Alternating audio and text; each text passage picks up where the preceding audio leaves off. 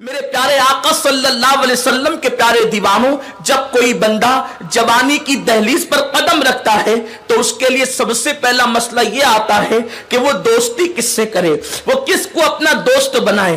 یہاں پر انسان بہت بڑی گھاٹی کے اندر جا کر کے گر پڑتا ہے، دوست کس کو بنائے۔ اس لیے کہ عام طور پر دوست بنانے کا معیار کیا ہے؟ کسی کا چہرہ خوبصورت ہو وہ دوست بنے، کسی کے پاس مال ہو وہ دوست بنے، کسی کا کاروبار اچھا ہو وہ دوست بنے، کسی کا خاندان اچھا ہو وہ دوست بنے۔ میرے پیارے آقا صلی اللہ علیہ وسلم کے پیارے دیوانوں، معیار دوستی یہ ہے، دولت ہونی چاہیے، مال ہونا چاہیے، سماج میں نام ہونا چاہیے۔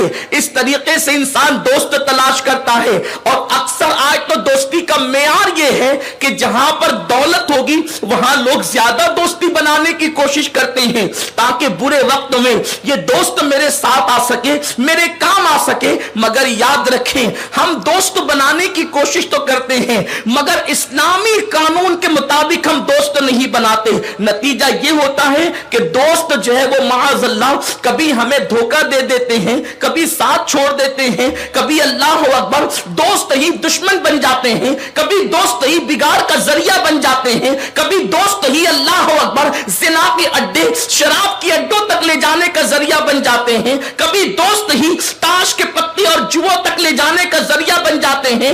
دوست کسے بنایا جائے؟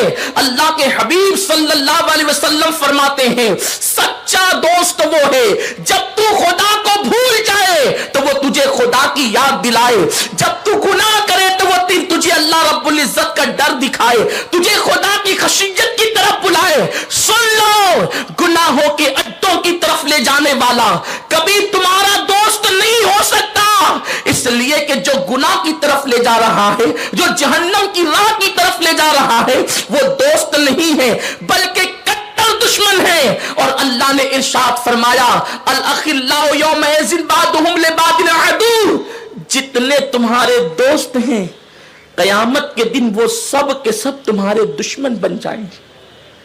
وہ دوست جو تمہیں لڑکیوں کی محبت کے حوالے سے ابھارتے ہیں، وہ دوست جو تمہیں زنا کے اڈوں تک لے جاتے ہیں، وہ دوست جو تمہیں اپنی قسمیں دے دے کر کے شراب پلاتے ہو، وہ کبھی دوست نہیں ہو سکتے، وہ بدترین دشمن ہے۔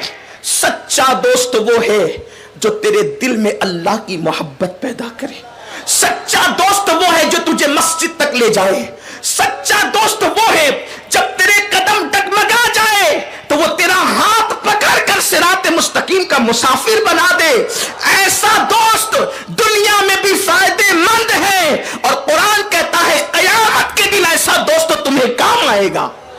تو دوستی کے لیے مسئلہ ہوتا ہے، ہم مالدار دوست ڈھونڈتے ہیں، خوبصورت دوست ڈھونڈتے، نہیں، دوست ایسے ڈھونڈو جن کے دل میں اللہ کی خشیت ہو، جن کے دل میں رسول پاک کی محبت ہو، جو بری عادتوں کا شکار نہ ہو۔ اس لیے کہ اچھی صحبت اچھے عمل سے بہتر ہے اور بری صحبت برے عمل سے بدتر ہے۔ فرمایا گیا اگر کوئی بندہ عطر فروش کی دکان پر بیٹھے، عطر والا اس کو عطر نہ بھی دے تو دکان پر بیٹھنے سے کم اس کو خوشبو تو ملے گی، اور اگر کوئی کوئلے کی یا لوہار کی دکان پر بیٹھے تو وہ اس کو آگ سے نہ جلائے تو کم سے کم بھٹی کے اثرات تو اس کے وجود پر پڑیں گے۔ اور بزرگوں نے فرمایا برا دوست کوئلے کی طرح ہے، اگر جل رہا ہو تو وہ ہاتھ کو زخمی کر دے گا، جلا دے گا، اور اگر ٹھنڈا ہے تو کم سے کم وہ ہاتھوں کو کالا ضرور کر دے گا۔ یہی کیفیت ہے اچھے برے دوستوں کی۔ لیکن آج دوستی کا حال کیا ہے؟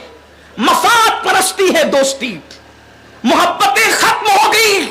حضرت سیدنا عبداللہ ابن عمر فرماتے ہیں سچا دوست وہ ہے اگر اس کے کندھے پر کوئی ہاتھ رکھ کر کے کہے چل، اگر وہ پوچھتا ہے کہاں، فرماتے وہ دوست نہیں ہو سکتا۔ سچا دوست وہ ہے کہ کسی نے کندھے پہ ہاتھ رکھ کے کہا چل اور وہ چل پڑے، اسی کو دوستی کہتے ہیں۔ آج ایسی دوستی کہاں ہے؟ آپ ایسی دوستی تلاش کیجئے۔ کیوں؟ اس لیے کہ دینی قانون کے مطابق ہم دوست تلاش نہیں کر رہے ہیں. اور یاد رکھیں ہم اپنے بچے بھی دوستی کس سے کر رہے ہیں اس سے ہمیں کوئی مطلب نہیں، بلکہ معاذ اللہ اب تو حال یہ ہے کہ فساق و فجار کے ساتھ ساتھ لوگ کفار سے بھی دوستی کرتے ہیں. میرے پیارے آقا صلی اللہ علیہ وسلم کے پیارے دیوانوں، اچھی طرح یاد رکھنا، انسان جس کے ساتھ اٹھتا بیٹھتا ہے اس کے کردار کا اثر انسان پہ ضرور پڑتا ہے.